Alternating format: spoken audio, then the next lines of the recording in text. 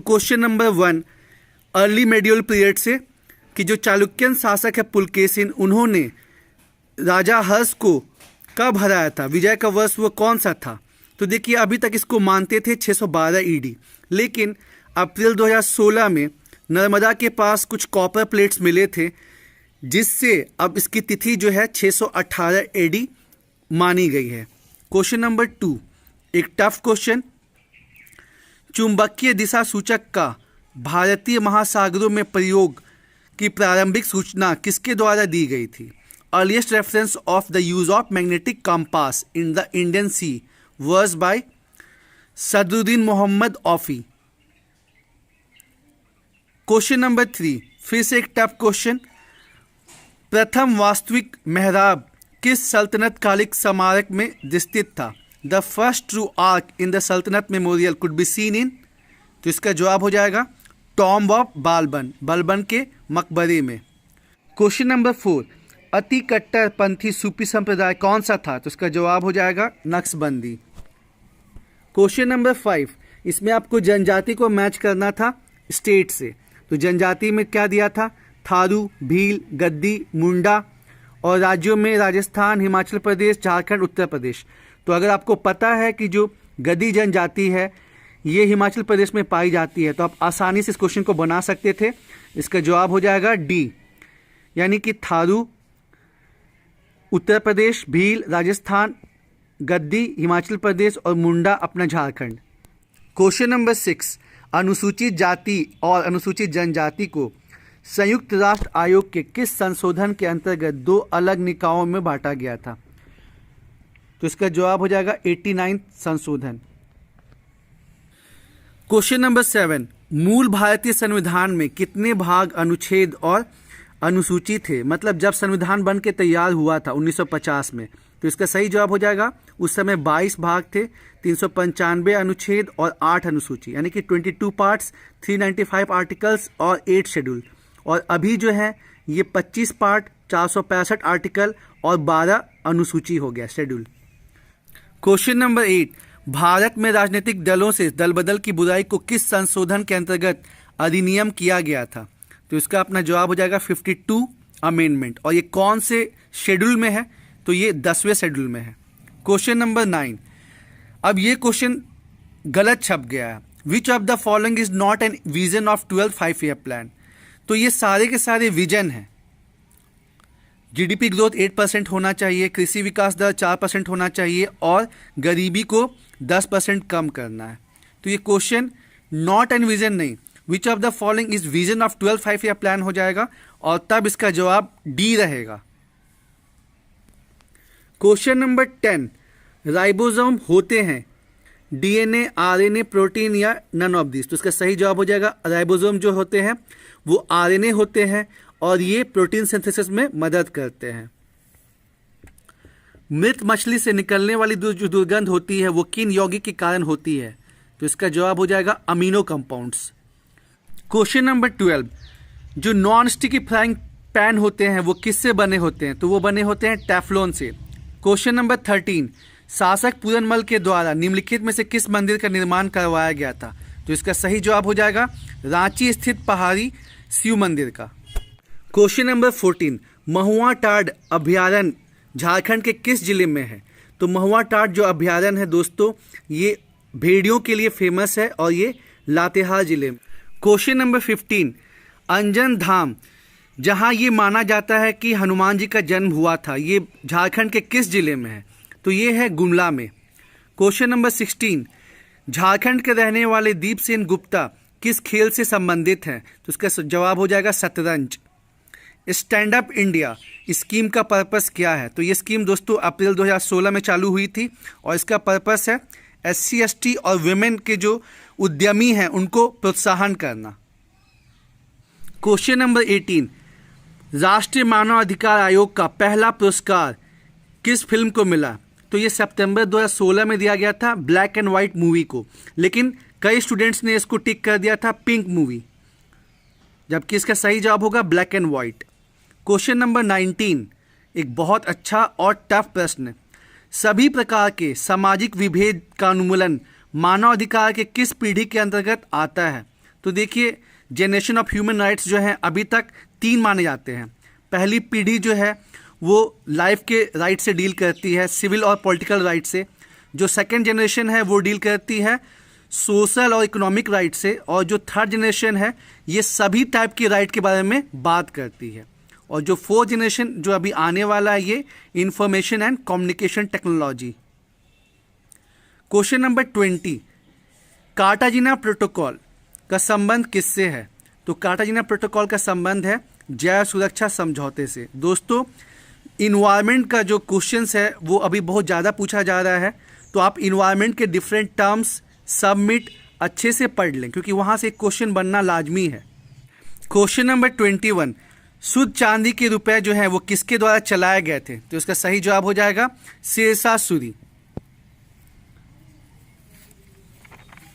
Question number 22, फिर से एक बहुत ही कठिन प्रश्न। इसमें आपको किताबों के नाम को उनके ऑथर से मैच करना था, और ये किताबें ऐसी हैं जो नॉर्मली सुनी नहीं जाती हैं। हकाइक ए हिंदी, तहजीबुल अखलाक, कुंजुल तिजार, जवामिउल हिकायत। तो इसका सही जवाब हो जाएगा हकाइल ए हिंदी जो है वो अब्दुल वाहिदी बिलग्रामी के द्वारा लिखी गई है। तहजीबुल अखलाक जो है इसको लिखा है इब्न मिसकाविया ने। कुंजुल तिजार जो है इसको लिखा है ब्लैकल कबायकी ने, और जवामिउल हिकायत को लिखा है सदरुद्दीन मोहम्मद औफी ने।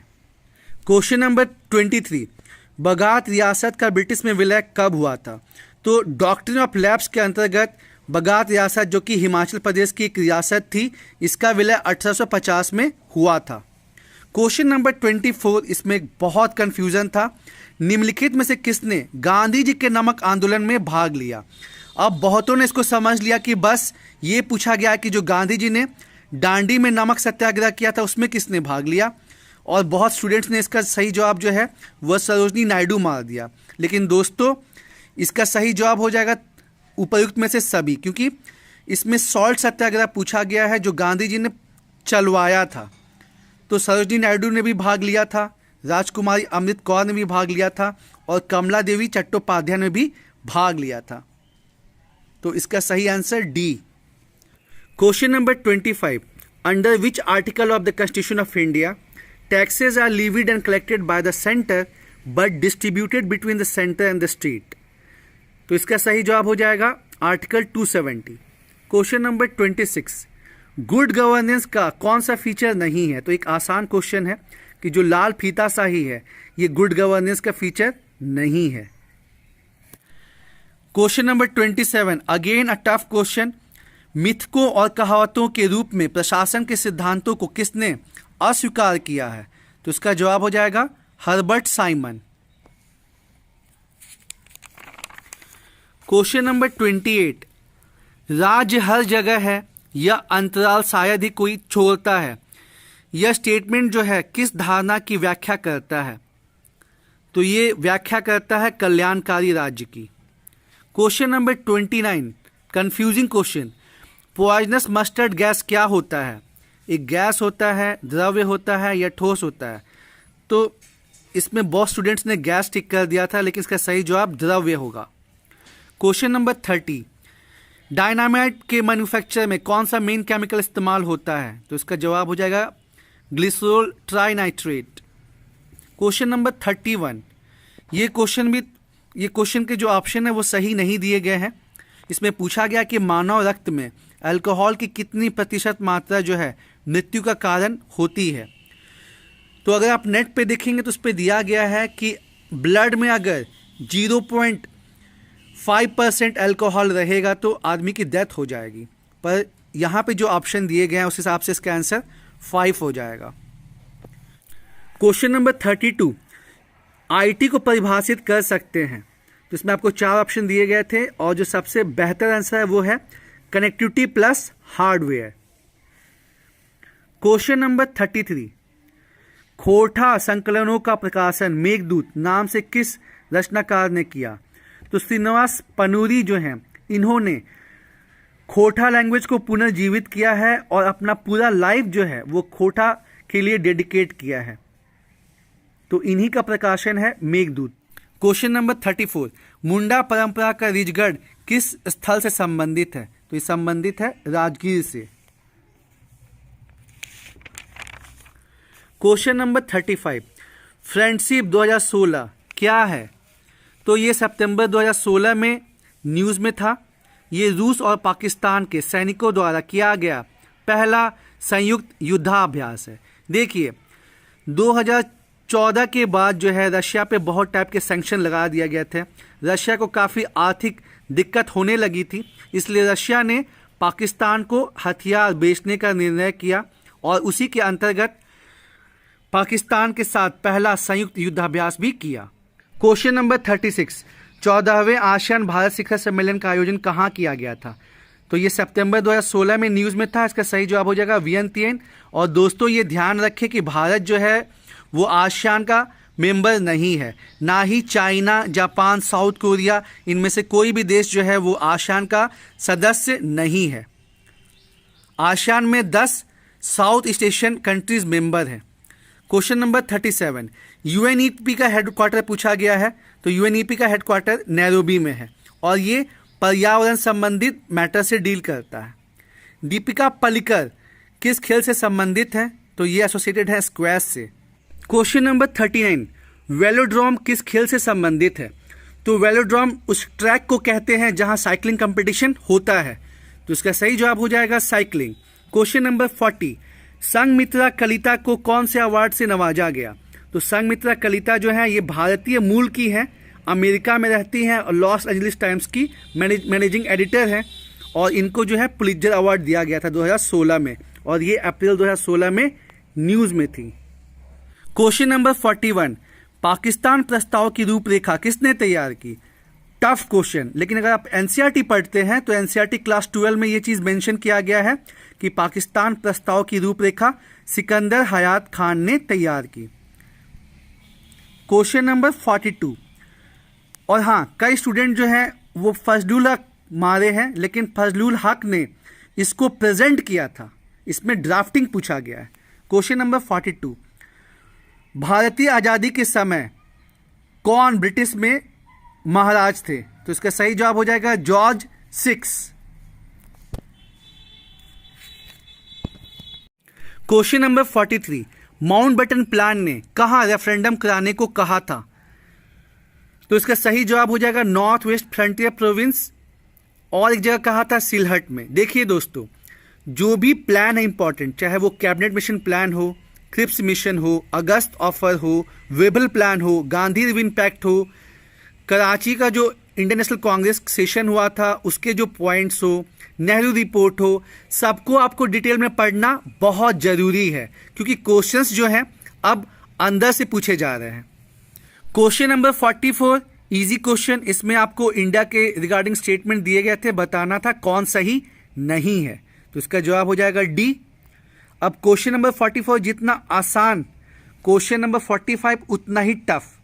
सेकेंड एडमिनिस्ट्रेटिव रिफॉर्म कमीशन के अलग अलग रिपोर्ट हैं, तो आपको बताना है उसमें से कौन सा रिपोर्ट जो है वो बैरियर्स ऑफ गुड गवर्नेंस से डील करता है, यानी कि सुशासन की बाधाओं से कौन सा रिपोर्ट डील करता है। तो इसका सही जवाब हो जाएगा नागरिक केंद्रित प्रशासन, शासन का केंद्र बिंदु। क्वेश्चन नंबर 46, भारतीय संविधान के कौन से अनुच्छेद में डिस्ट्रिक्ट प्लानिंग कमेटी का गठन होता है?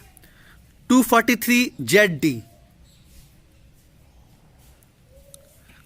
क्वेश्चन नंबर 47, बहुत ही टफ क्वेश्चन, आपको कमीशन कमेटी को मैच करना है उनके ईयर से।